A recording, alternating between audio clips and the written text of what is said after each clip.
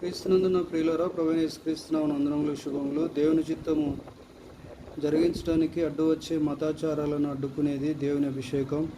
మనం నిత్యం మాట్లాడే మాటలలో నేను, నాకు, నా కొరకు అనే మాటలు, పదాలు లేకుండా చూచుకొనుటకు సహాయపడేది దేవుని అభిషేకం.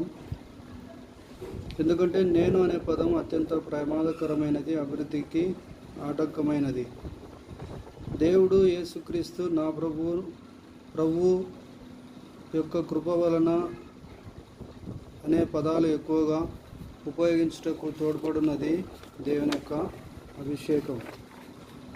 రోజంతా యేసు రక్తమే జయం అని పలుకుతూ ఉండునట్లు సహాయం చేసేది దేవుని అభిషేకం. ఎల్లప్పుడూ దేవుని ఆత్మతో నింపబడినట్లు మీకు అందరికీ సహాయం చేసేది, మనకందరికీ సహాయం చేసేది